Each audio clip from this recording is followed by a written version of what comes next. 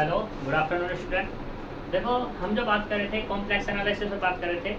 हमारा complex analysis का complex number जो चैप्टर है वो हमारा खत्म हो गया था, यानी कि पहला चैप्टर हमारा खत्म हो चुका है। अब जो हम बात करेंगे दूसरे चैप्टर में बात करेंगे। दूसरा चैप्टर है हमारा एनालिटिक फंक्शन। जो प्रगति की बुक है उस प्रगति की बुक में दूसरे चैप्टर में जो दिया हुआ है लिमिट कंटिन्यूटी वगैरह दी हुई है, लेकिन यहाँ पे अगर कृष्णा की बात करें तो कृष्णा में क्या है, एनालिटिक फंक्शन के अंदर ही लिमिट कंटिन्यूटी डिफरेंशिएबिलिटी वगैरह वगैरह सारी चीज़ें दी गई हैं।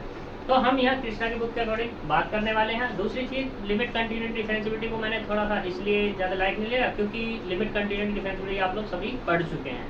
सारी चीज़ वही है, बस वहाँ पे क्या होता था कि फंक्शंस होता था हमारे पास रियल, यहाँ पे कॉम्प्लेक्स है, तो इतना चेंजेस आएगा। जो चेंजेस आएगा हम बात भी करेंगे उस पर। तो सबसे पहले हम बात करते हैं। देखो यहाँ पे हमारा चल रहा है एनालिटिक फंक्शन। एनालिटिक फंक्शन में तो इसकी हम कुछ डेफिनेशंस पर बात करते हैं। डेफिनेशंस क्या है कि देखो, एक है आर्गन प्लेन। जो कॉम्प्लेक्स प्लेन है ना, उस कॉम्प्लेक्स प्लेन को ही आर्गन प्लेन बोलते हैं। कभी कंफ्यूजन रहे कि भाई ये आर्गन प्लेन लिख दिया कि आर्गन प्लेन होता क्या है। देखो, तो जो कॉम्प्लेक्स प्लेन है उसी को आर्गन प्लेन बोलते हैं।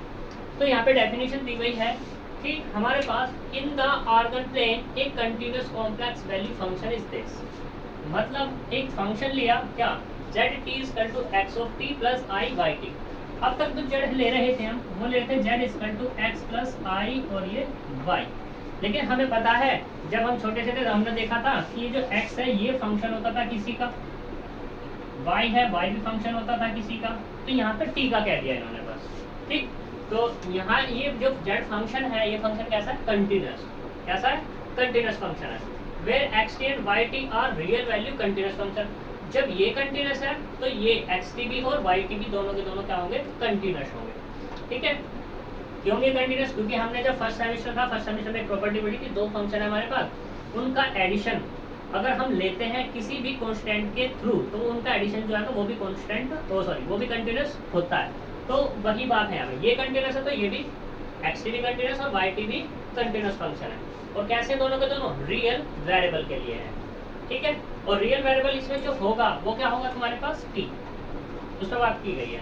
अब ये जो टी है, इस टी को डिफाइन किया गया है, ये जो टी है अल्फा और बीटा के बीच में, यानी कि मतलब क्या है, जो टी है अल्फा, जो अल्फा के बराबर हो सकता है या उससे बड़ा, बीटा के बराबर हो सकता है उससे छोटा। ठीक, वेयर अल्फा लेस बीटा। और जो अल्फा बीटा, भाई अल्फा बीटा भी बात करोगे, भाई अल्फा क्या है बीटा क्या है। तो देखो अल्फा जो है छोटा है किससे, बीटा से। इसका कंटिन्यूअस आर्क और कर्व, यानी कि ये जो हमारे पास है, ये जो हमारे पास आया है, ये क्या कहलाएगा, हमारा कंटिन्यूअस आर्क और कर्व कहलाएगा। जब कब कहलाएगा कि हमारे पास ये जेड टी कंटिन्यूअस होना चाहिए, टी हमारा एक्स टी और वाई टी भी कंटिन्यूअस है। कंटिन्यूअस किसके लिए, रियल वेरिएबल टी के लिए है। और यहाँ पे कंडीशन है इस टी पे कि T less than equals to alpha less than equals to beta. और जो अल्फा है हमेशा बड़ा होगा किससे, बीटा से। ठीक है, कभी कभी कंडीशन यहाँ पे जो ये भी दे देते हैं लेकिन वो कंडीशन रॉन्ग होती है। ठीक है, तो यहाँ पे क्या होगा, अल्फा लेस देन बीटा होगा हमेशा। सॉरी, अल्फा जो लेस है, हाँ ठीक है, अल्फा लेस है किससे, बीटा से। ये बीटा ग्रेटर है किससे, अल्फा से। ऐसा पढ़ सकते हैं इसको। तो यहाँ पर जो हमारे पास कर्व होगा वो क्या होगा, हमारे पास कंटिन्यूअस, या तो कर्व होगा या क्या कहते हैं उसको, आर्क कह दो। ये आर्क और ये कर्व, क्लियर दिमाग।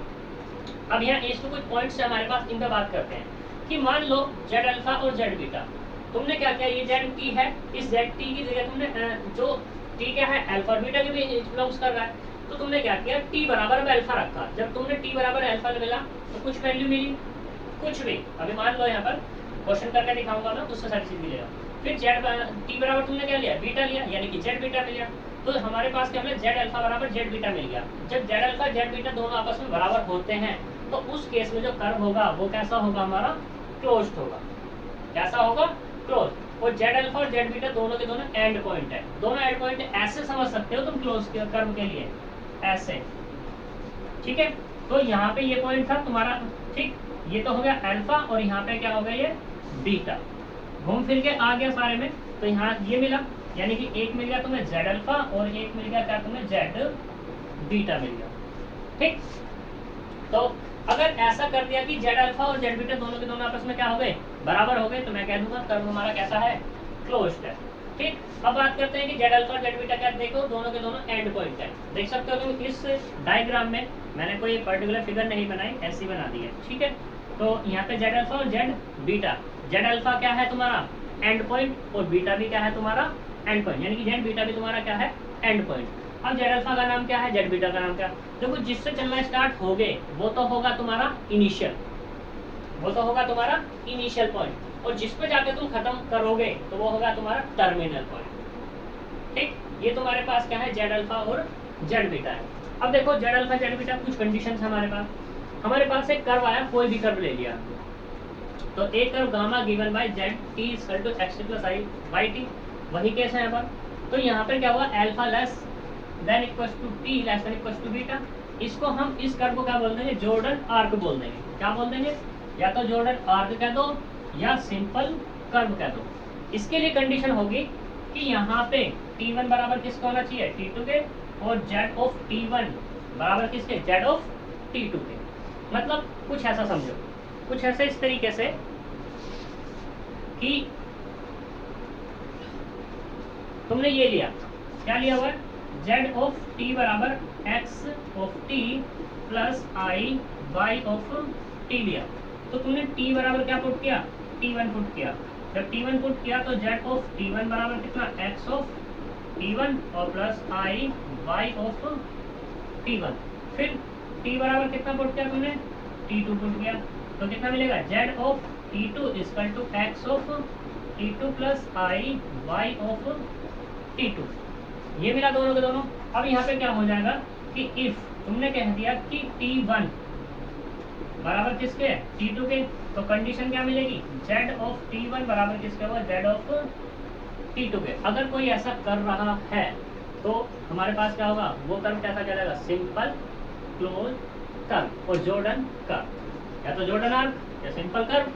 ठीक है, अब ये वाली बात T1 बराबर T2, Z T1 बराबर T2, ये हमारे पास या तो ये कह दो या ये चीज कह दो। भाई ये कंडीशन अगर कोई भी फंक्शन होल्ड करता है तो उसको फंक्शन को क्या बोलते हैं, वन वन ही तो बोलते हैं। तो यहाँ पे इसने कहा Z of T is one one, ऐसे बोल दो। तो इसने कहा कि a Jordan arc is a curve without multiple point, कोई भी हमारे पास जॉर्डन कर्व है उसके पास मल्टीपल पॉइंट नहीं होते। ठीक है, विदाउट मल्टीपल पॉइंट, यानी कि जॉर्डन आर्क जो होगा हमेशा उसके पास सिर्फ और सिर्फ सिंगल पॉइंट होगा, मल्टीपल कोई पॉइंट नहीं होगा। ठीक है, अब सिंगल पॉइंट, मल्टीपल पॉइंट वगैरह वगैरह ये सारी बात करते हैं। देखो अगर हमारे पास कोई भी कर्व है, ठीक है, उस कर्व की कोई तुमने एक पॉइंट पुट किया, मान लो तुमने एक पॉइंट पुट किया T1, इस T1 पे Z की Z ऑफ T1 जो मिला है, अगर यूनिक वैल्यू मिल रही है तो सिंगल वैल्यू फंक्शन, अगर मान लो एक से ज़्यादा मिल रही है तो क्या कहेगा तुम्हारा, मल्टीपल वैल्यू फंक्शन कहलाएगा। ठीक है, ये सिंगल वैल्यू और मल्टीपल वैल्यू फंक्शन होते हैं हमारे पास। सही, अब ये जो ऐसा है ये T1 भी कर सकता है, T2 भी कर सकता है, T3 भी कर सकता है, यानी कि T1 T2 T3 जितने तुम लेना चाहो वो क्या कर सकता है, सिंगल वैल्यू दे सकते हो और मल्टीपल वैल्यू दे सकते हैं। ठीक, a close curve gamma given by Z of T equal to this alpha less than equal to T less than equal to beta, इसको हम क्या बोल देंगे, सिंपल कर्व बोल देंगे। कब, जब T1 less T2 and Z of T1 बराबर Z ऑफ T2, हम सिंपल कर्व बोल देंगे उसको जब ये कंडीशन होल्ड करेगा। ये कंडीशन कौन सी, कि अब की बार T1 छोटा है किससे, T2। ठीक है जी, और T1 बराबर अल्फा एंड T2 बराबर बीटा दे सकते हैं, यहाँ पर कोई दिक्कत वाली बात नहीं। ठीक है, अगर तुमने ऐसा कर लिया कि T1 बराबर अल्फा एंड T2 बराबर बीटा, तो also simple close Jordan curve कहलाता है। यहाँ तक कोई दिक्कत, ये हमारी डेफिनेशन है। अब देखो एक आधे एक एग्जाम्पल में बात कर लेते हैं, कि सोचोगे तुम भाई एग्जाम्पल तो लिया ही नहीं, तो देखो एग्जाम्पल से बात कर लेते। तो यहाँ पे एक एग्जाम्पल ले लेते हैं हम,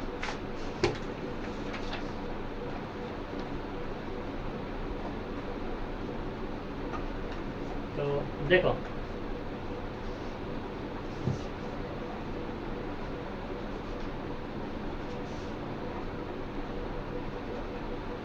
तो एक एग्जाम्पल से बात करते हैं।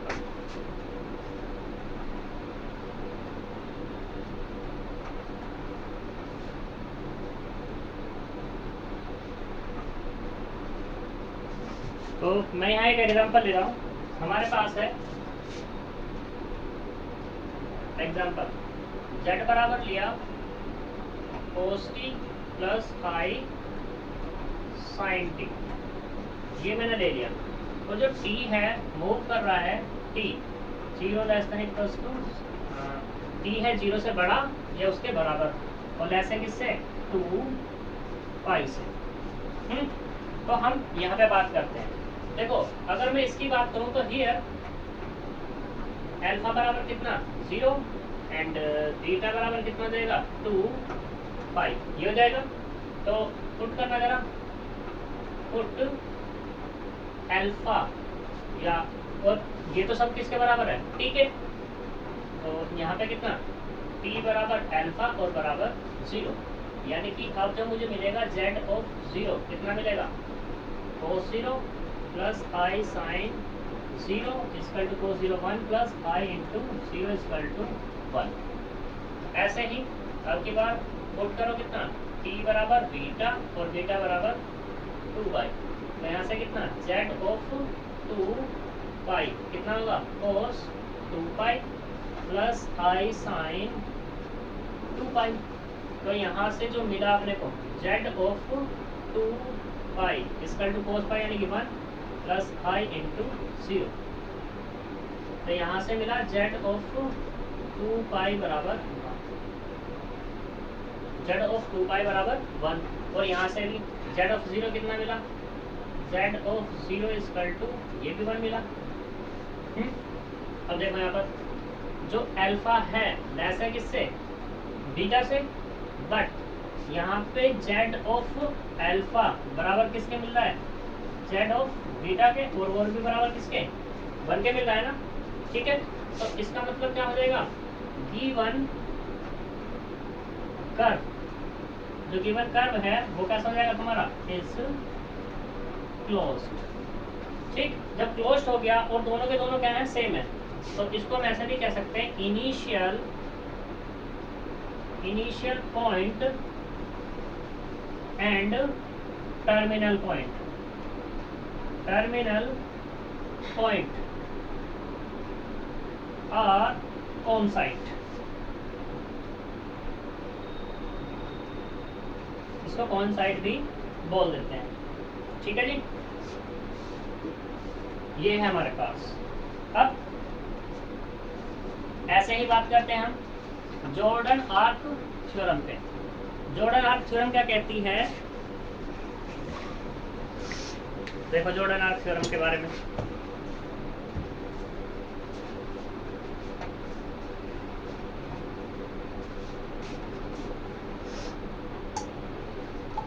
तो देखो बात करते हैं हम यहाँ पे जॉर्डन कर्व थ्योरम। एक है हमारे पास जॉर्डन कर्व थ्योरम है। जॉर्डन कर्व थ्योरम ये कहती है कि हमारे पास कोई भी कर्व है, कुछ भी ये क्या हमारे पास कर्व है गामा। ये कर्व जो करता है, जो हमारे पास डोमेन होगा पूरा का पूरा जो डोमेन है ये होगा हमारा डी, इसको दो पार्ट में डिवाइड करता है। एक तो करता है इंटरनली और एक करता है एक्सटर्नली। भाई दो पार्टी तो में पूरा का पूरा डोमेन है, ये कर्व यही तो बन रहा है। जो इसके अंदर आएगा वो इंटरनल है, जो बाहर होगा वो बाहर का एक्सटर्नली। ठीक, इसको जो नाम देता है if one domain is bounded then it is called interior domain. यानी कि अब ये जो हमारे पास ये जो कर्व है, अगर ये कर्व हमारा क्या हो जाए बाउंडेड हो जाए तो इसको क्या बोल देंगे हमें इंटीरियर डोमेन। और जो हमारे पास अभी बाउंड नहीं है, बाकी जो बचा हुआ ये वाला सब कुछ, तो ये क्या कहलाएगा तुम्हारे पास अनबाउंडेड है और इसको बोलेंगे एक्सटीरियर डोमेन। ये हमारे पास दिया हुआ है। अब मैं इसको अगर एग्जांपल से बात करूं तो एग्जांपल से ऐसे बात कर सकते हैं। देखो modulus of z equal to कितना कह दो r कह दो। मॉडुलस ऑफ z मतलब ये इक्वेशन ऑफ सर्किल है। देखो मैंने तुम्हें वहां पे एक चीज नहीं बताई तो याद रख लेना, equation of circle, equation of circle in complex plane. ठीक है, वो क्या होगी modulus of z minus z naught equal to r। यहाँ पे z नॉट जो है वो है सेंटर ऑफ सर्किल एंड जो हमारे पास ये है r है रेडियस ऑफ सर्किल। ठीक, तो वही चीज है यहाँ पर। अब मैं इसकी बात करूँ मॉडुलस ऑफ z बराबर r है, तो यहाँ पे ये हमारे पास किसकी इक्वेशन है किसकी इक्वेशन? सर्किल की। भाई इसको हम ऐसे लिख सकते हैं कि modulus of z minus 0 equal to r। तो सेंटर कितना हो गया यहाँ पर? सेंटर हो गया 0, मतलब कितना? 0 0 एंड रेडियस की अगर बात कर दूं तो रेडियस कितनी है वो? r। ठीक, तो तुम्हारा जो सर्किल बनेगा कुछ ऐसा बन सकता है। ये सेंटर ये होगा तुम्हारा 0 0, ये तुम्हारे पास r रेडियस होगा। ठीक है, तो अब इसके बात करनी है मुझे इंटरनल और एक्सटर्नल की। इंटरनली में, एक्सटर्नली में क्या होगा? तो यहाँ दो केस बनेंगे। एक तो बनेगा ये कि if modulus of z greater r, और दूसरा क्या होगा? Modulus of z less than r। ये दो कंडीशन है, इन्हीं दो कंडीशन से तो मॉडुलस ऑफ z बराबर r बना हुआ है। इसको रिवर्स लेके चल दो बस, क्या दिक्कत है? ठीक है, तो यहाँ पर ये बना और ये बना, तो ये जो होगा ये हमारा बाउंड है ना, किससे बाउंड है? r से। यानी कि जो मॉडुलस ऑफ z की वैल्यू आएगी r से कभी भी ज्यादा नहीं आ सकती। तो इसलिए इसको बोलेंगे हम इंटीरियर डोमेन। Interior domain. और ये देखो modulus of z greater than r, r से ग्रेटर है, यानी कि रेडियस से क्या है? ग्रेटर है, और इसने बाउंडेशन कुछ नहीं की भी इससे ज्यादा है। ठीक है, अब कोई भी आया, कुछ भी आया, मैं हूं, मैं कह दूं बहुत सारी ज्यादा है, तुम बहुत सारी ज्यादा कह दो, कितनी भी ज्यादा कह सकते हैं। तो यहाँ पे इसका मतलब क्या होगा? ये बाउंड नहीं है, ये क्या नहीं है? हमारा बाउंड नहीं है। यानी कि ये कौन सा रीजन हो गया तुम्हारा? ये वाला रीजन ही तो हो गया पूरा का पूरा, बाहर का जो सर्किल से। और ये वाला जो रीजन था ये वाला था अंदर वाला। तो ये क्या हो जाएगा तुम्हारा? Exterior domain. ये है जो थ्योरम थी, उस थ्योरम को ये समझाया गया। क्लियर इतनी बात? अब हम बात करते हैं किस पे? Function of a complex variable. Function of a complex variable. भाई तुमने फंक्शन पढ़े हैं, फंक्शन तो पढ़े ही हैं, चलो सभी ने पढ़े हैं, बिल्कुल पढ़े हैं।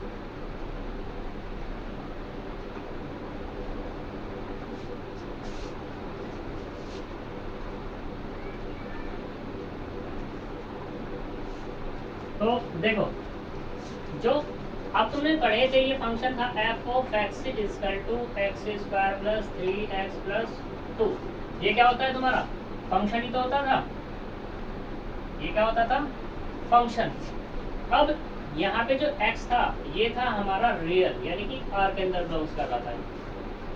ठीक, अब मुझे बात करनी है किसकी? Function of a complex variable. तो इसको अगर मैं ऐसे लिख दूं f of z equal to z square plus 3z plus 2, क्योंकि z अब किस में बिलोंग्स करेगा? ये बिलोंग्स करेगा इसी में, यानी कि कॉम्प्लेक्स नंबर में। तो ये क्या कहलाएगा तुम्हारा? कॉम्प्लेक्स नंबर ऑफ फंक्शन कहलाएगा। ठीक है, तो यहाँ पे इसी के बारे में बताया गया है। जैसा कि अभी हम पढ़ रहे थे कितना? z equal to x plus I Y हमने पढ़ा।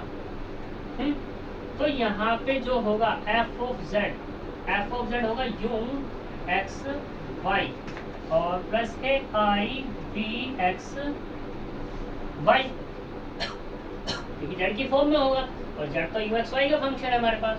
तो इसको जो हम लिख लेते हैं वो लिख लेते हैं डब्ल्यू से, W equal to F of Z equal to U X Y plus के आई वी एक्स वाई, या इसको हम ऐसे लिख सकते हैं W equal to F of Z equal to U plus I V. अब तुम्हें पता है u और v क्या है। ठीक है, अब तुम्हें w को क्या बोलना है? w को कंटिन्यूअस बोलना है। जब w को कंटिन्यूअस बोलोगे तो इस u को क्या होना पड़ेगा? इसको कंटिन्यूअस होना पड़ेगा। v है, इसको भी कंटिन्यूअस होना पड़ेगा, तभी तो तुम w को कह सकते हो कि कंटिन्यूअस है।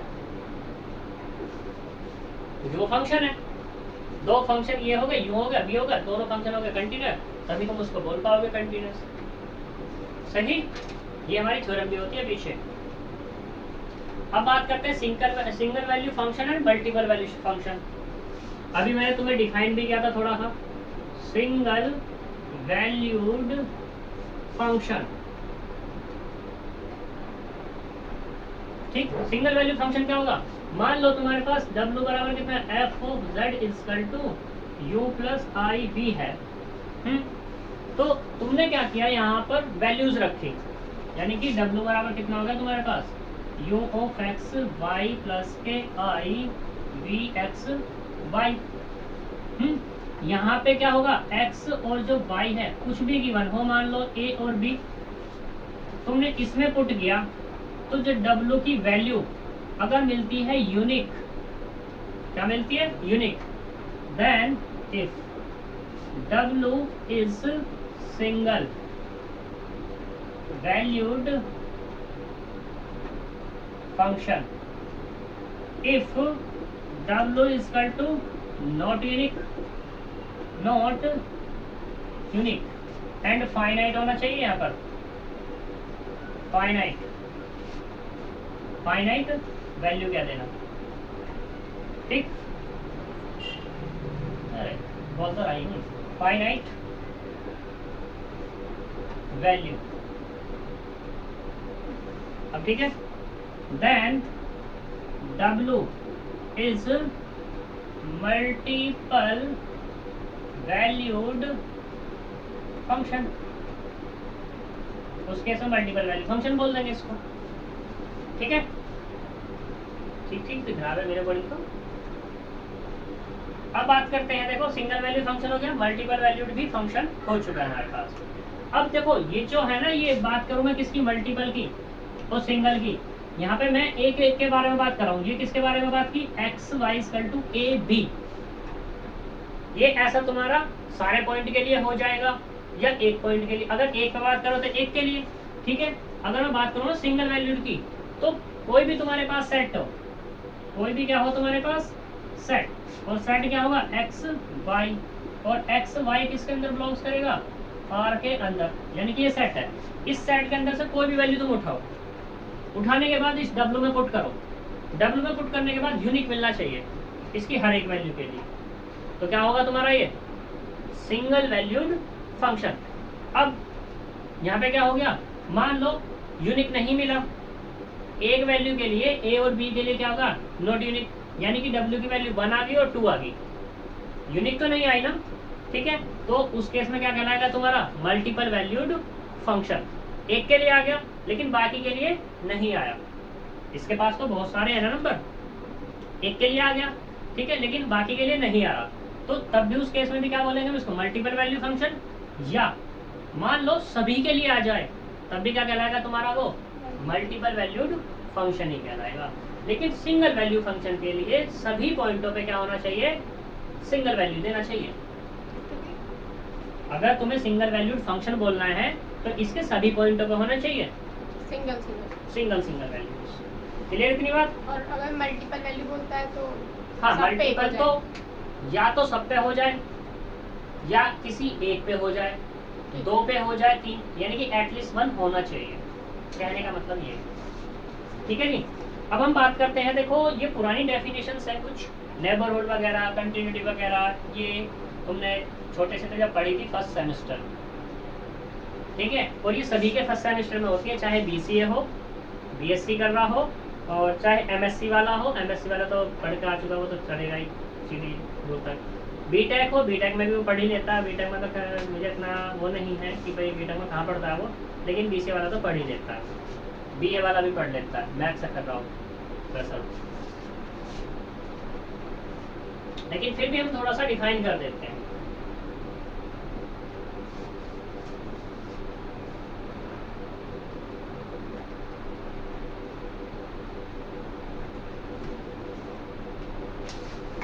तो देखो नेबरहुड एनबीडी, नेबरहुड क्या होगा तुम्हारे पास, नेबरहुड ऑफ ए पॉइंट, ठीक। मान लो तुम्हारे पास एक क्या है, पॉइंट है Z0, ठीक है। इस Z के नेबरहुड में कोई भी तुम पॉइंट चूज कर लो, मान लो तुमने Z यहाँ पे मिला कोई पॉइंट, ये है तुम्हारा Z, इसे यहाँ से डाल, यहाँ लगाओ, ठीक। तुमने इसका क्या निकाला, डिफरेंस Z माइनस Z0, ये लेस देन कितना मिला, एक डेल्टा, और डेल्टा है रेडियस, ठीक है, रेडियस ऑफ सेट, कुछ भी सेट है तुम्हारे पास, ऑफ सेट, क्या सेट ही तो लिख रहा है,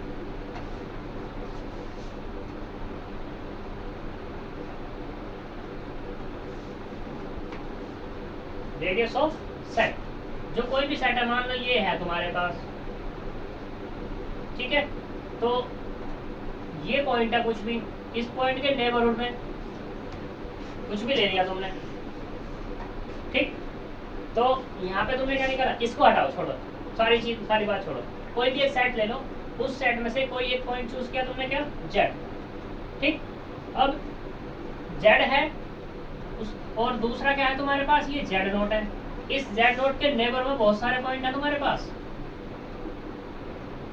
बहुत सारे पॉइंट है, तुमने इनका डिफरेंस निकाला और उसका मॉडुलस ले लिया, तो क्या मिला तुम्हें, एक पॉजिटिव क्वांटिटी, ये जो डेल्टा है ये पॉजिटिव क्वांटिटी है, ठीक है, यानी कि इस डेल्टा से ये इसकी वैल्यू जो आएगी वो हमेशा कम ही आएगी, तो मैं इस कह दूंगा इस जेड नोट को, ये जेड नोट क्या होगा, नेबरहुड ऑफ ए पॉइंट, किसका किसका, जो भी सेट होगा तुम्हारे पास, या ऐसे कह दो सेट ही बोल दो तुम, क्योंकि सेट ही तुम्हें बोलना पड़ेगा, क्योंकि सेट से तो उठाओगे, ये जेड फिक्स थोड़ी ना है हमारा, अभी जेड तुम्हारा कुछ भी ले सकते हो तुम, तो ये कंडीशन होल्ड होनी चाहिए, अगर कोई ऐसा कर रहा है तो इस जेड को मैं क्या कह दूंगा, नेबरहुड पॉइंट बोल दूंगा, ठीक है, ऐसे ही। अब बात करते हैं डिलीटेड नेबरहुड। डिलीटेड नेबरहुड में क्या है कि अगर जो हमारे पास सेट है उस सेट में ये वाला पॉइंट ना आए, कंडीशन ये डन करे, तो क्या हो जाएगा तुम्हारे पास, ये डिलीटेड नेबरहुड, इसको छोड़कर बस, ठीक, ये हुआ तुम्हारा डिलीटेड नेबरहुड। अब बात करते हैं लिमिट पॉइंट या लिमिट एंड कंटिन्यूटी पे।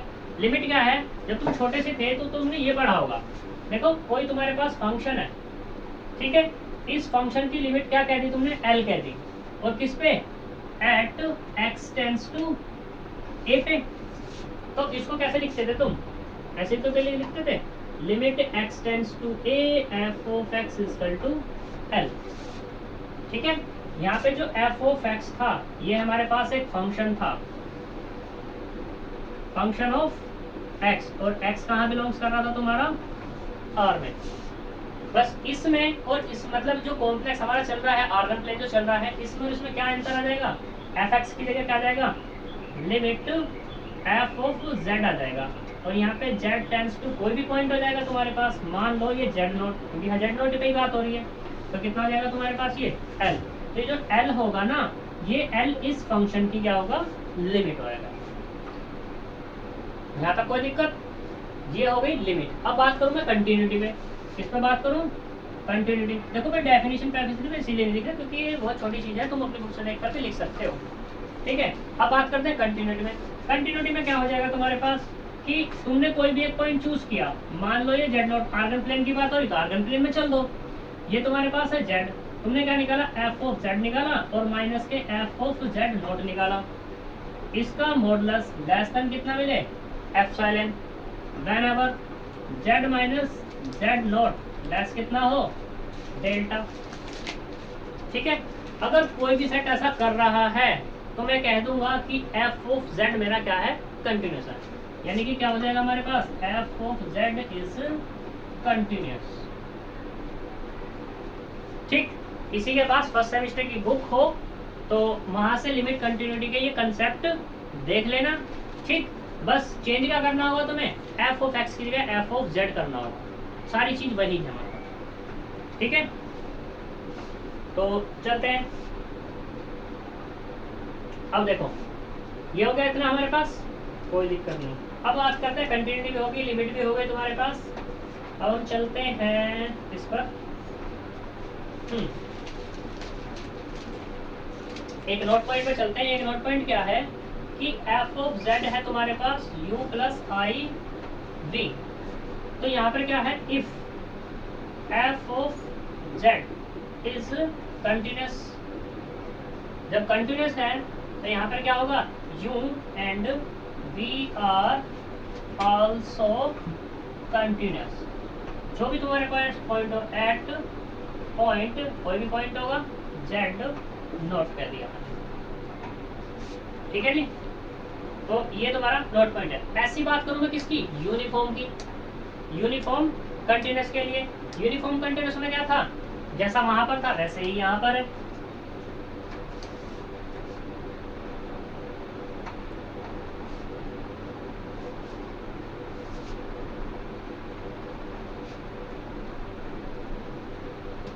देखो अगर मैं रियल की बात करूं तो कोई मेरे पास एफ ऑफ जेड हुआ करता था, इसको मुझे यूसी बोलना है।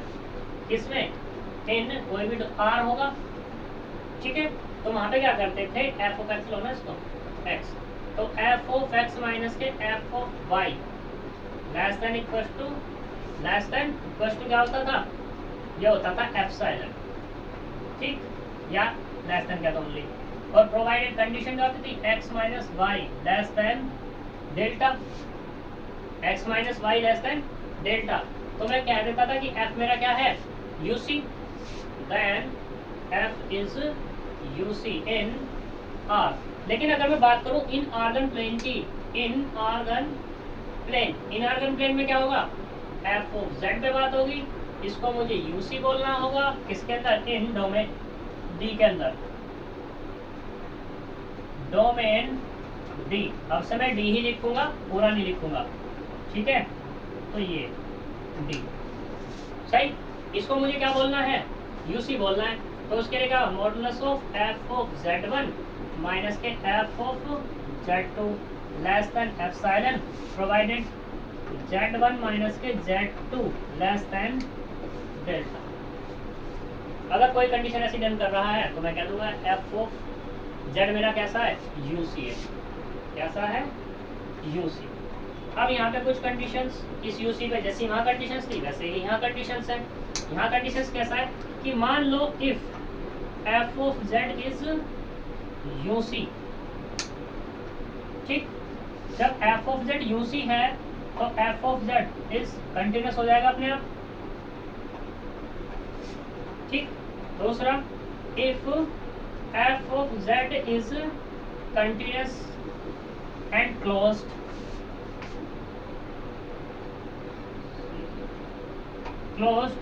in D, then f of z is UC in D। ये कंडीशन भी वहां हुआ करती थी। यहाँ तक कोई प्रॉब्लम? चलो अब बात करते हैं ऐसी डिफरेंशियबिलिटी पर। डिफरेंशियबिलिटी वहां पे क्या हुआ करती थी कि अगर मैं फंक्शन पे बात करूं तो एफ डैश ए बराबर कितना होता था, limit X tends to A, F of X plus A minus के एफ ऑफ ए अपॉन कितना होता था, क्या होता था, एक्स होता था, कुछ और ही होता था,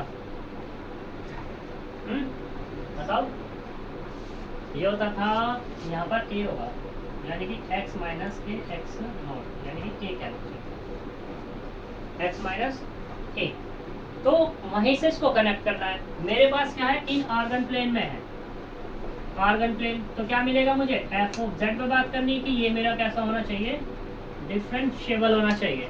तो डिफरेंशिएबल कब होगा, जब हमारे पास limit delta z tends to 0, F of z naught plus delta z minus के एफ ऑफ z नोट अपन कितना, डेल्टा z, या तो ये कह दो, या लिमिट डेल्टा z, या ऐसे कह दो z minus z naught, F of z minus के F of z naught upon z minus z naught. अब तुम सोच रहे हो डेल्टा z कैसा है, देखो जी, देखो हमारे पास क्या है कि W equal to F of Z है, हमने क्या किया, W में इंक्रीज किया, डेल्टा W इंक्रीज हुआ तो इसमें भी इंक्रीज होगा, Z plus delta Z minus कर दो, इसमें से इसको माइनस कर देंगे, तो W plus delta W minus के W equal to F of Z plus delta Z minus के एफ ऑफ Z, इससे ये कैंसिल हो जाएगा, तो यहाँ से कितना मिलेगा, delta W equal to F of Z plus delta Z minus के एफ ऑफ जेड। ये तो हो गई किस पे, फंक्शन पे बात, क्योंकि हम बात करेंगे इसकी डेल्टा की, तो उसमें भी वही बात हो जाएगी। वो बात कैसे हो जाएगी, उसकी इस तरीके से बात हो जाएगी।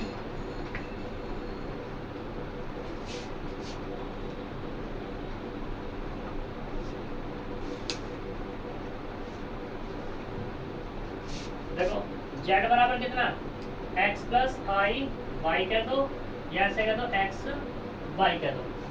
तुमने क्या किया, z प्लस डेल्टा z किया, तो कितना होगा, x plus delta x, y plus delta Y, ये किया तो तुमने अब यहाँ से z plus delta z minus के z निकाल लिया, तो x plus delta x, y plus delta y और माइनस के कितना x y, तो इससे तो ये कैंसिल, यहाँ से कितना मिल गया ओनली डेल्टा z, इनको ऐड कर लो साथ साथ, x plus delta x minus x, y plus delta y minus के y, इसका टू कितना है, इससे ये कैंसिल, इससे ये कैंसिल, तो यहाँ पे कितना मिल गया डेल्टा x और ये डेल्टा y, तो डेल्टा z बराबर कितना मिल गया दिस, या इसको हम ऐसे भी लिख सकते हैं delta z equal to delta x plus I delta y। ठीक, ये है तुम्हारे पास डेल्टा z के लिए बात। सही, मैं किस पे बात कर रहा था, मैं बात कर रहा था डिफरेंशिएबिलिटी पर। अब देखो, अगर तुम्हारे पास कोई किसी फंक्शन को डिफरेंशिएबल बताना है तो ये कंडीशन होनी चाहिए, यानी कि ये चीज निकाल के देख लो, ये निकाल के देख लो, और जो ये निकल के आएगा ये कैसा होना चाहिए, यूनिक होना चाहिए। कैसा होना चाहिए, यूनिक एंड फाइनाइट। ठीक, अगर ऐसा हुआ तो मैं कह दूंगा ये जो f ऑफ z है इज डिफरेंशिएबल। किस पर, कौन सा पॉइंट ले रहे हो, एट z0। ठीक है, यहाँ तक कोई दिक्कत। अब मान लो यहाँ पे यूनिक नहीं आया तो डिफरेंशिएबल नहीं होगा। अब तुम सोच रहे हो यूनिक कैसे नहीं आएगा, देखो डिफरेंट कर्व के अकॉर्डिंग जब तुम्हारी डिफरेंट वैल्यू मिलेंगी इस लिमिट की तो क्या होगा, यूनिक नहीं मिलेगा। जब यूनिक नहीं होगा तो उस केस में कह देंगे नॉट डिफरेंशिएबल। ठीक है, तो अब हम एक थ्योरम आ रही है मोस्ट इंपोर्टेंट, ठीक है, उसके लिए हम थोड़ा सा पानी पीते हैं।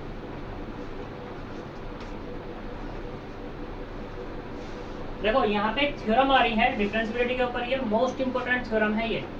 ठीक है, जो तुम्हारा फर्स्ट सेमेस्टर था उस फर्स्ट सेमेस्टर में और ये बिल्कुल डिक्टो है।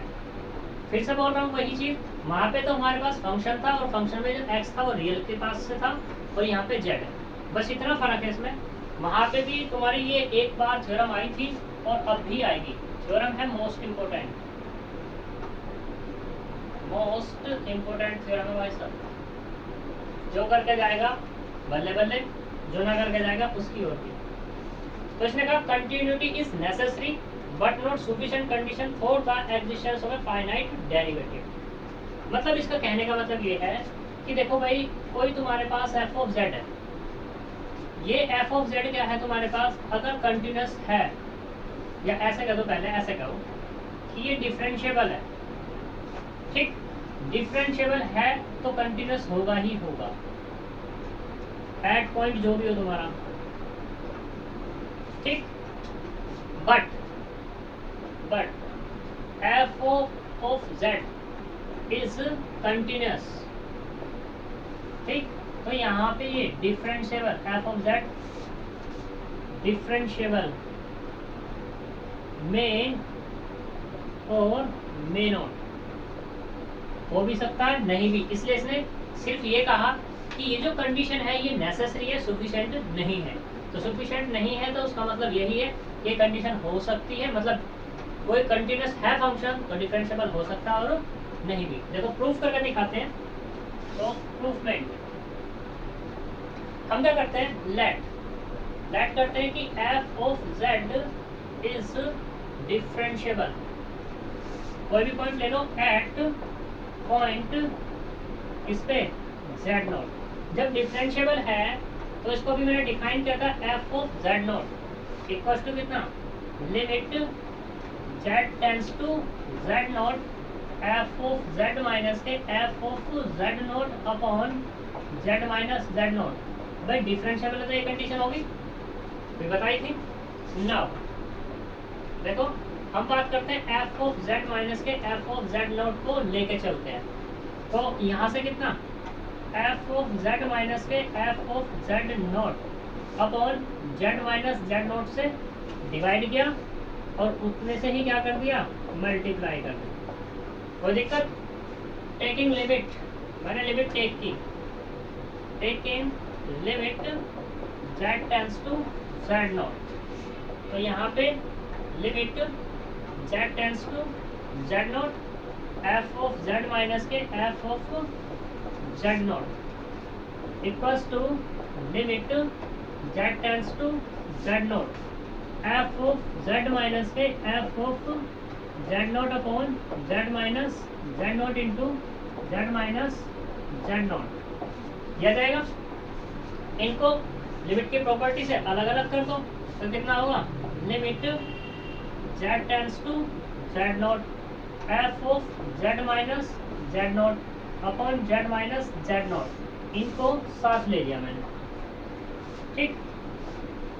इनटू में limit z tends to z naught z minus z naught, ठीक। इसकी वैल्यू ऊपर से कितनी मिल जाएगी, ये मिला हमें कितना, f dash z naught into यहाँ से इसमें पुट करेंगे तो कितना, z नॉट माइनस के z नॉट दोनों सेम है तो कितना हो जाएगा, f dash z naught into 0, तो कुल मिला के कितना 0। इधर क्या चल रहा था कि limit z tends to z naught f of z minus के f ऑफ z नॉट बराबर 0, ये चल रहा था। अब इसको भी क्या कर दो, ऑपरेट कर दो, तो जब ऑपरेट करेंगे limit z tends to z naught f of z minus के f ऑफ z नॉट अलग अलग ऑपरेट कर दो, और minus limit z tends to z naught f of z naught बराबर 0। तो देखना जरा कितना मिलेगा, limit z tends to z naught, ये f of z as it is, और ये कितना हो जाएगा, माइनस के f ऑफ z नॉट ही होगा क्योंकि z tends to z naught है, वो तो ऑल्सो z नॉट है, और बराबर किसके, 0 के। Limit z tends to z naught f of z बराबर कितना, f ऑफ z नॉट, उसको उधर लेंगे, ठीक। और ये कंडीशन किसकी होती है कि अगर z tends to z naught तुमने पुट किया तो क्या मिला तुम्हें, f ऑफ z मिला, यानी कि लिमिट मिल गई। तो इसका मतलब क्या हुआ, hence f of z is continuous किस पर, एट z बराबर या z tends to z naught. Proof हो गया, ये थी हमारे पास नेसेसरी कंडीशन, यहाँ क्या देना है इसको, नेसेसरी कंडीशन।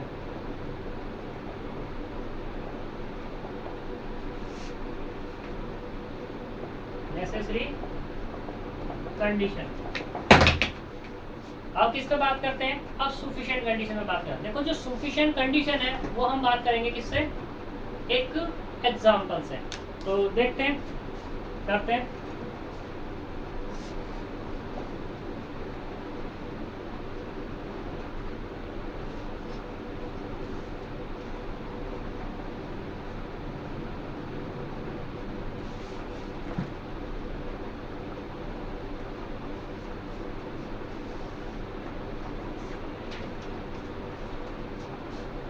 और sufficient condition,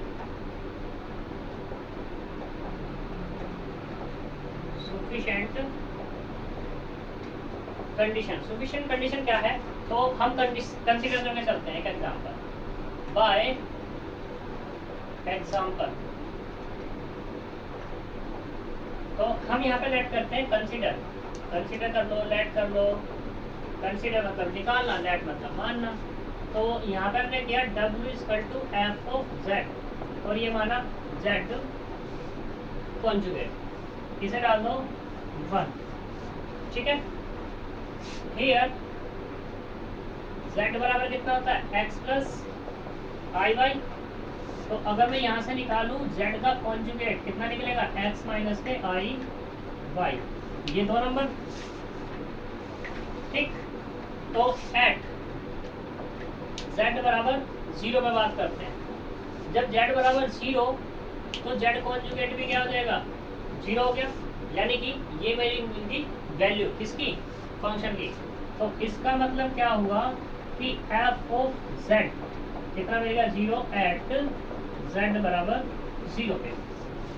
z बराबर 0 पे मिला क्योंकि हमने z बराबर 0 से बात की, तो हमने इसमें यूज करके देखा जेड को 0। अब इसको ऐसे भी कह सकते हैं ये, फिर ये हटाना पड़ेगा मुझे, बस बात ये है, ठीक है। तो नाउ एफ ऑफ 0 बराबर कितना 0, एंड अब हम उस पर बात करते हैं किस पे, limit z tends to 0, F of z equals to limit z tends to 0, F of z कितना है z कॉन्जुगेट, और z कॉन्जुगेट यहाँ से कितना मिल रहा है 0। तो इसका मतलब क्या हुआ, ये limit z tends to 0 F of z बराबर 0, और ये बराबर किसके हो गई एफ ऑफ 0 के। तो इसका मतलब क्या हुआ, F of z is continuous किस पर, एट z बराबर 0। कंटिन्यूटी तो डन। अब बात करते हैं फॉर डिफरेंशियबिलिटी की, इसे यहाँ पे कह भी सकते हो तुम फॉर कंटिन्यूटी, कंटिन्यूटी में बात कह सकते हो। अब हम बात करते हैं किससे, फॉर डिफरेंशियबिलिटी, डिफरेंशियबिलिटी में बात करते हैं। डिफरेंशियबिलिटी के लिए क्या करेंगे, तो और किस पे, वो भी एट z बराबर 0 पे। z बराबर 0 पे यूं काम कर रहा हूँ क्योंकि मैंने यहाँ पे z बराबर 0 पे कंटिन्यूटी चेक करी है, तो उसी पॉइंट पे हम क्या करेंगे, डिफरेंशियबिलिटी चेक करेंगे। देखो यहाँ पर w बराबर कितना जी, zs ये है, तो अगर मैं यहाँ से निकालूं w प्लस डेल्टा w, यानी कि w में थोड़ा सा इंक्रीमेंट किया, तो कितना मिलेगा z प्लस डेल्टा z और उसका भी कॉन्जुगेट, तो यहाँ से कितना होगा z का कॉन्जुगेट और प्लस डेल्टा z का कॉन्जुगेट। यहाँ तक कोई प्रॉब्लम तो नहीं है। हमने क्या किया, w प्लस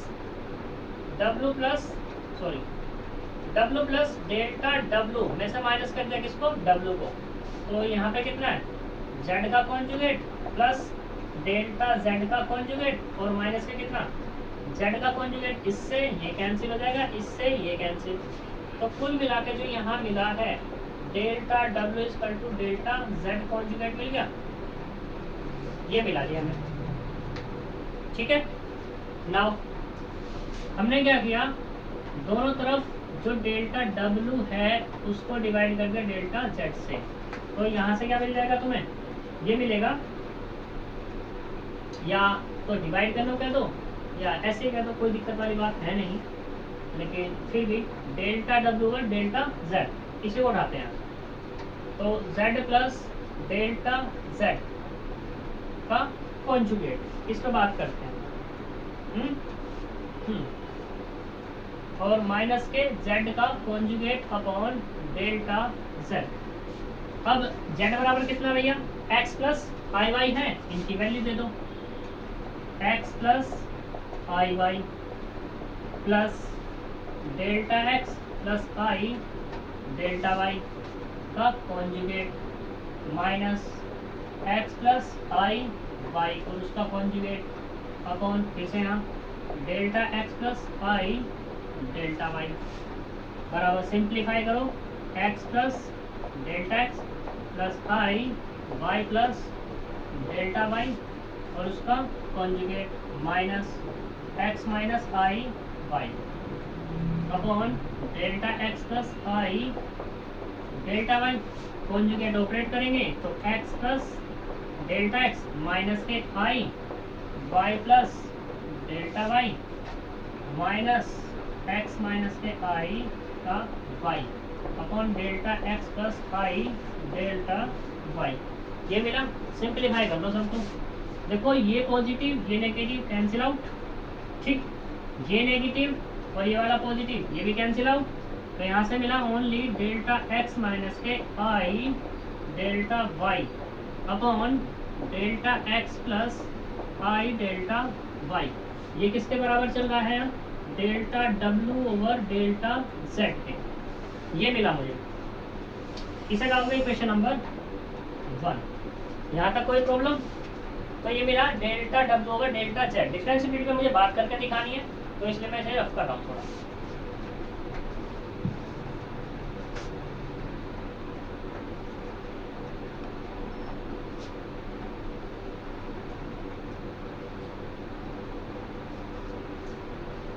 तो देखो इफ हम यहाँ पे कहते हैं कि इफ डेल्टा जेड क्या हो तुम्हारे पास, रियल हो। जब डेल्टा जेड रियल है तो इसका मतलब क्या हो जाएगा, डेल्टा वाई 0 हो जाएगा। और जब डेल्टा वाई 0 तो यहाँ पे डेल्टा जेड कितना था, डेल्टा एक्स प्लस आई डेल्टा वाई था। तो मतलब क्या हो जाएगा, डेल्टा वाई तो 0 हो गया, डेल्टा जेड बराबर किसको हो जाएगा, डेल्टा एक्स के। जैसे ही डेल्टा जेड डेल्टा एक्स के बराबर हुआ तो इसमें यूज करके देखते हैं कितना मिलने वाला है। तो ये मिलेगा, देखो कितना मिलने वाला है, डेल्टा डब्ल्यू अपॉन डेल्टा जेड बराबर, इसमें यूज करो डेल्टा एक्स माइनस के, ये 0 हो गया, आई इंटू 0, ये वाला delta x plus I into 0, यानी कि delta x upon delta x बराबर 1। यहाँ तक कोई दिक्कत। तो इसका मतलब क्या हुआ, इसका मतलब यही तो हुआ कि limit delta z tends to delta x delta डब्ल्यू over delta z equal to 1 मिली। ठीक, अब हम मान के चलते हैं क्या कि if delta z is imaginary, imaginary मान के चलते हैं। जब इमेजिनरी माना तो डेल्टा एक्स क्या हो गया, 0 हो गया, और डेल्टा एक्स जैसे 0 हुआ तो ये कितना होगा, आई डेल्टा जेड बराबर कितना है, डेल्टा एक्स प्लस आई डेल्टा वाई होता है। तो यहाँ पे रखना जरा, delta z equal to i delta y. Now limit delta z tends to i delta y और डेल्टा डब्ल्यू अपॉन डेल्टा जेड बराबर कितना हो जाएगा, यहाँ से जरा यूज कर लो, ये वाला 0 माइनस के I delta Y upon 0 plus के आई डेल्टा वाई। तो कुल मिला कितना मिलेगा, -1। तो इसका मतलब क्या हुआ, not unique, not unique for different path, different path, then f of z is equal to z conjugate is not differentiable इस पर at z tends to 0। देखो कंटिन्यूस था बट डिफरेंशिएबल नहीं था, और ये हमारी क्या थी, सफिशिएंट कंडीशन थी, नेसेसरी हमने पहले दिखा दी थी। ठीक है, अब हम आगे चलते हैं। एक एग्जांपल तुम करना, यहाँ पे मैं एक एग्जांपल लिख रहा हूँ, एग्जांपल कर लेना कि proof that the modulus of z। तो मैं यहाँ पे मॉडुलस ऑफ z है, ठीक है ना, सॉरी एक फंक्शन है f of z is equal to modulus of z square is continuous everywhere, is continuous in D, D के हर एक पॉइंट पर क्या है, कंटीन्यूअस है, but nowhere differentiable at origin, but nowhere differentiable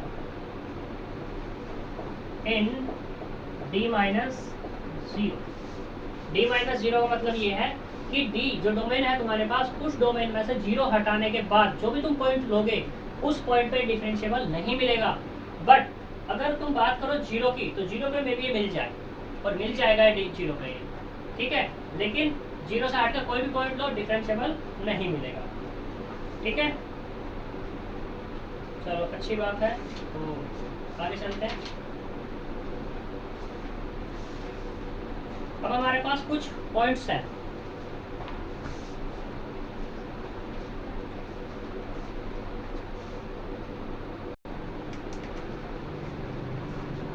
देखो ये हमारी थ्योरम है, ये इंपॉर्टेंट थ्योरम है। इसमें क्या कह रहा है कि if f z and g z are analytic function, दो फंक्शन लिए एफ जेड और जी जेड, ये दोनों के दोनों कैसे हमारे एनालिटिक है इन ए डोमेन डी में, कोई भी डोमेन है यहाँ पर डी। ठीक, तो इसने कहा देन द सम ले लो, प्रोडक्ट ले लो, क्वोशंट ले लो, ये सारे के सारे क्या होंगे, आल्सो एनालिटिक होंगे। ठीक है, यहाँ पे कंडीशन ये होगी, अगर तुम्हें देखो अगर ये कंडीशन नहीं लगाओगे तो सम के लिए बात डन हो जाएगी, प्रोडक्ट के लिए बात डन हो जाएगी, लेकिन क्वोशेंट के लिए बात डन नहीं होगी कि ये एनालिटिक नहीं होगा, ठीक है। लेकिन जैसे तुम इस पर कंडीशन रेस्ट्रिक्शंस लगा दोगे q z does not equals to 0, तब तीनों एनालिटिक हो जाएंगे। तो देखो कैसे, d upon d z f of Z plus minus g z, मैंने प्लस माइनस लिया, सब यहाँ पे सबट्रैक्शन भी बोलना चाहिए था। तो ये क्या होगा, D upon d z f of Z plus minus D upon d Z और ये जी जेड। जैसा तुमने देखा होगा कि भाई तुम्हारे पास क्या होता था, भाई ये है डी अपॉन डी एक्स है तो वाई प्लस एक्स है, तो ये क्या होता है d y upon d x और प्लस के d x upon d x, ये होता है। तो वही केस यहाँ पर है, ठीक है। वहाँ वेरिएबल के लिए था, ठीक है, और वेरिएबल कैसे थे, वो रियल थे। यहाँ पे भी क्या है, वेरिएबल के लिए है, लेकिन कैसे है, सिर्फ कॉम्प्लेक्स है। ऐसे ही तुमने क्या किया, एफ जेड के साथ सी की मल्टीप्लाई की, सी एक कॉन्स्टेंट है तो सी को बाहर निकाल देता, उसमें भी वही केस होता था। भाई यहाँ पे अगर मैं बात करूँ d over d x by c की बात करूँ तो ये क्या आएगा, c d y over d x, ये होता था, वही केस यहाँ है। ऐसे d upon d z f of z d z कितना होगा, पहले को छोड़ो, फर्स्ट इंटू सेकंड से करते हैं, पहले को छोड़ देंगे दूसरे का डिफरेंशिएशन, दूसरे को छोड़ देंगे पहले का डिफरेंशिएशन। जैसे यहाँ हुआ करता था कि D over d x F one x into F two x, तो कितना आएगा, एफ वन को छोड़ दो D upon d x F two plus F two को छोड़ दो F one x D upon d x. ये ऐसे ही तुम्हारे पास डिविजन वाला केस है, डिविजन वाले केस में वहाँ भी होता था कि एफ जो हमारे पास दूसरा फंक्शन है वो 0 नहीं होना चाहिए, तो यहाँ पर इस पे रेस्ट्रिक्शंस है कि जी ऑफ जेड, इसको जी लिखना, g of z does not equal to 0 होना चाहिए, तभी तुम्हारा डिफरेंशिएबल पॉसिबल है, अदरवाइज नहीं होगा। फिर तीसरा केस कि मान लो इफ एफ ऑफ जेड बराबर कितना है, एफ जी ऑफ जेड, यानी कि ये जो फंक्शन है ये कैपिटल, ये किसका फंक्शन है, जी ऑफ जेड का, और जी ऑफ जेड फंक्शन है किसका, जेड का। इसको तुम्हें डिफरेंशिएट करना है, तो कैसे करोगे डिफरेंशिएट, पहला तो इसका डिफरेंशिएशन होगा यानी कि f dash g of z, फिर क्या होता है अंदर से होता है तो जी डैश जेड। ये हमारी 5 कंडीशंस हैं जो क्वेश्चंस में यूज होगी, ठीक है। कल जो हम बात करेंगे वो बात करेंगे एनालिटिक फंक्शन पर, कि एनालिटिक फंक्शन होता क्या है। मोस्ट इम्पोर्टेंट है तुम्हारा जो आज तक अभी तक हुआ है, आज तक अभी तक में यहाँ पे डेफिनेशन तुम्हारी मोस्ट थी, ठीक है, और जो थ्योरम है वो मोस्ट इम्पोर्टेंट है, ठीक। कल का जो टॉपिक होगा वो सारा का सारा ही इम्पोर्टेंट होगा, डेफिनेशन प्लस एग्जाम्पल थ्योरम वगैरह जो भी है सब इम्पोर्टेंट होंगे कल, ठीक है। तो मिलते हैं, बाय बाय।